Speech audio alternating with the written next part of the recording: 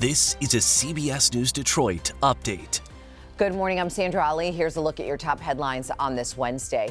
More road closures are in effect in downtown Detroit as the NFL draft is now 1 day away. The biggest closure involves Woodward Avenue, which is shut down from the Fisher Service Drive all the way to Larned Street.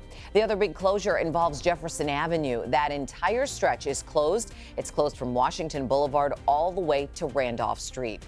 There are other side streets that have closed as well, including portions of Montcalm, Beaubien, and Monroe Streets. More roads will close tomorrow, Friday, and Saturday.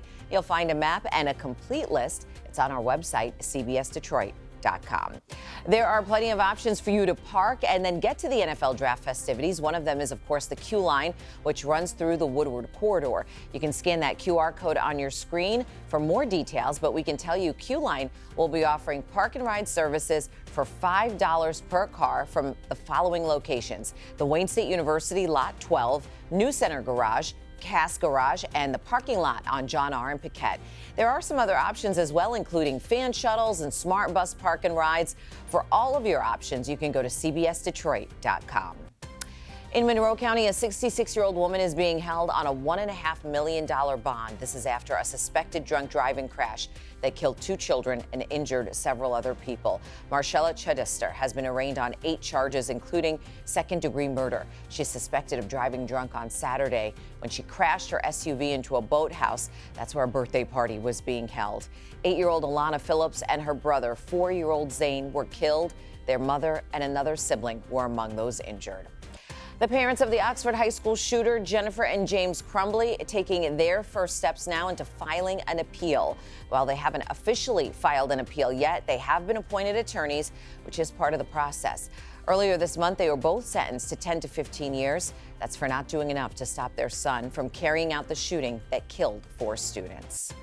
Let's go ahead and turn now to that Wednesday forecast, and it is wet out there today, Troy. It's going to be cold for sure, Sandra. We are talking about temperatures dropping tonight into the 20s for a large part of our area. In fact, every county in our area under a freeze warning, meaning temperatures will be dropping into the 20s overnight tonight into early tomorrow by 8 a.m. So some very cold air in place. After the rain that we had overnight, we are drying out and looking good with more sunshine. 51 will be the high today. A lot cooler than we should be, though. The average high is 61, so going 10 degrees below where we should be for an afternoon high. No more rain today, though. We are going to be drying out. We'll see those clouds pushing to the south, and as we clear out, that will allow for temperatures to drop overnight, again into the 20s for every area in our zone. So we'll be watching for that tonight. As we take you through Futurecast, you'll see those clouds out of here. Sunshine through the day tomorrow, but a cool day in store before a big warm-up comes this weekend. Afternoon high temperatures today will be in the 40s and 50s. 51 for Detroit,